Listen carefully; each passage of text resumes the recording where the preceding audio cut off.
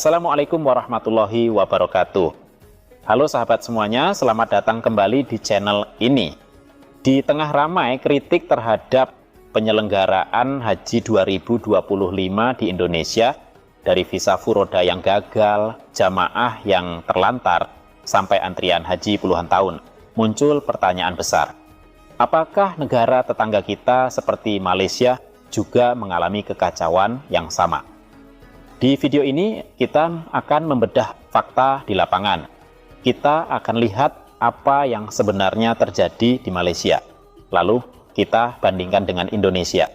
Supaya jelas mana yang sistemnya lebih siap dan apa yang bisa kita pelajari. Sebelum lanjut, jangan lupa tekan tombol like, subscribe, dan nyalakan lonceng notifikasi. Karena channel ini akan terus mengulas isu-isu penting seputar haji dan umroh. Sahabat semuanya, sudah bukan rahasia lagi. Haji 2025 bagi sebagian jamaah Indonesia menjadi pengalaman yang memprihatinkan.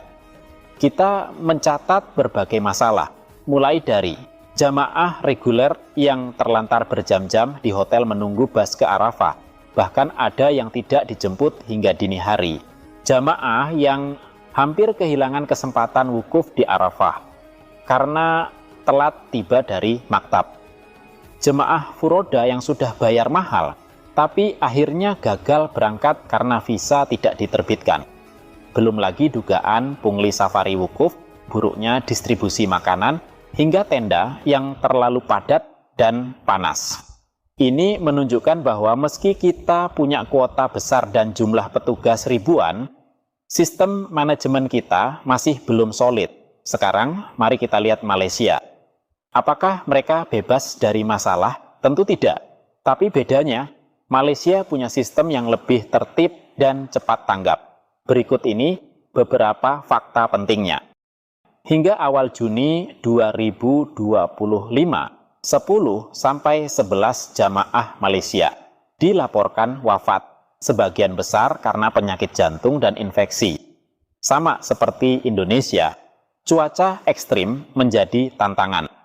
Kemudian, ada sekitar 80 calon jamaah yang ditahan di bandara karena menggunakan visa tidak resmi, visa wisata, tapi tabung haji langsung membentuk task force untuk mengatasi ini.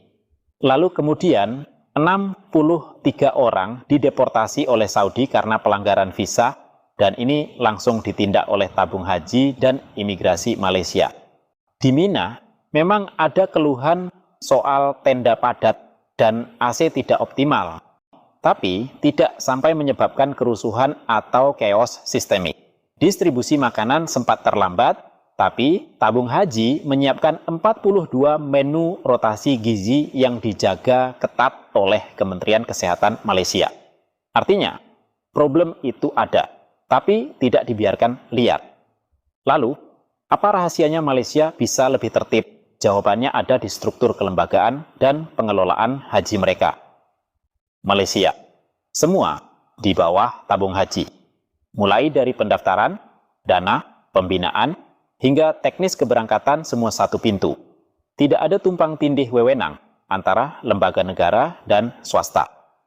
Kemudian, dana haji dikelola profesional untuk investasi halal, bukan ditumpuk dan dibakar inflasi. Lalu bagaimana dengan Indonesia? Indonesia terpecah-pecah dan ruwet. Pendaftaran di Kemenak, dana dipegang BPKH. Layanan teknis dijalankan oleh PIHK atau mitra luar. Koordinasi sering lambat dan tidak sinkron. Banyak keputusan penting justru dibuat di detik-detik akhir oleh pihak Saudi dan Indonesia gagap meresponnya. Teman-teman sekalian, kalau kita ingin antrian haji Indonesia tidak sampai 47 tahun seperti sekarang, kalau kita ingin biaya haji masuk akal dan layanan tidak lagi memalukan, kita harus berani meniru keberanian Malaysia, yaitu reformasi total sistem haji. Berikut ini beberapa pelajaran penting dari Malaysia. Pertama, buat satu lembaga pengelola haji nasional, non-politik, profesional, dan transparan.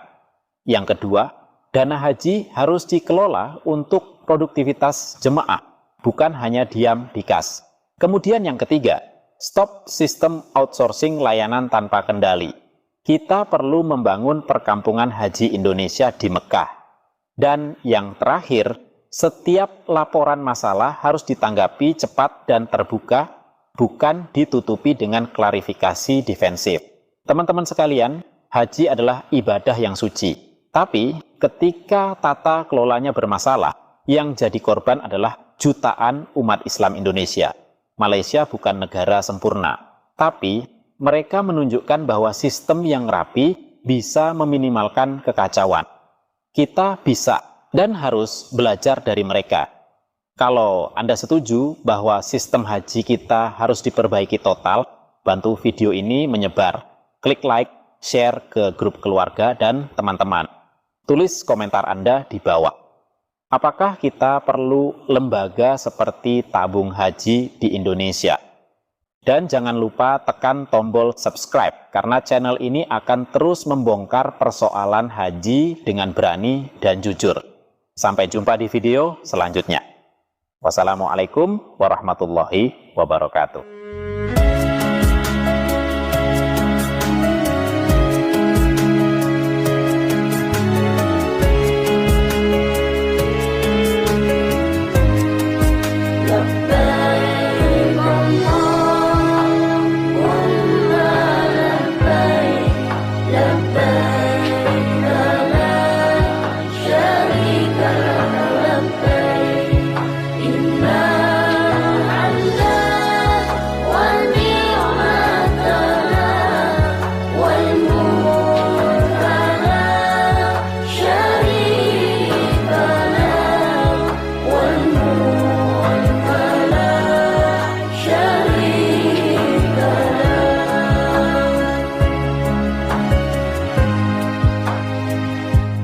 Ya Allah yang Maha Pemurah, beri kami sehat walafiat,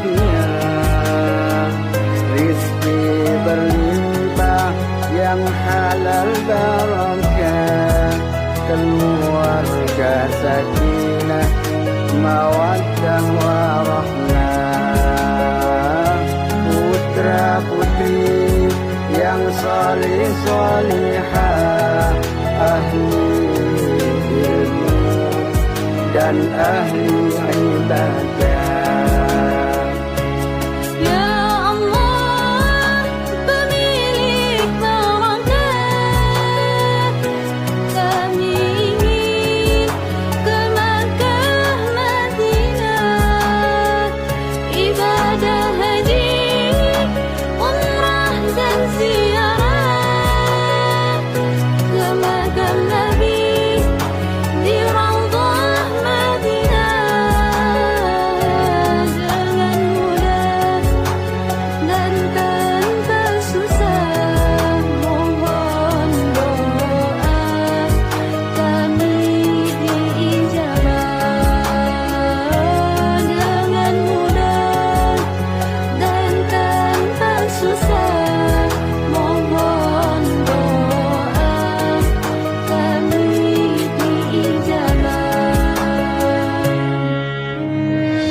Allahumma salli ala sayyidina Muhammad salatan tuballighuna biha hajja baitikal haram wa ziyarata qabri nabiyyika alaihi afdalus salati wassalam fi lutfin wa afiyatin wa salamatin wa qulubil marah wa ala alihi wa sahbihi